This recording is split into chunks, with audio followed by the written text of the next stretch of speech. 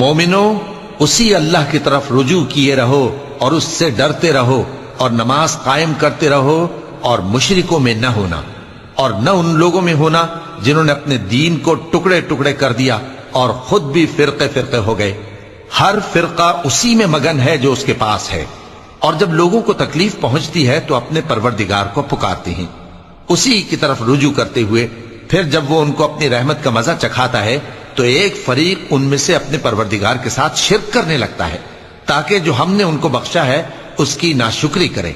सो खैर, फायदे उठा लो, अनकरीब तुमको इसका अंजाम मालूम हो जाएगा। क्या हमने इन पर कोई ऐसी दलील नाजिल की है कि फिर वो इनको अल्लाह के साथ शिर्क करना बताती है?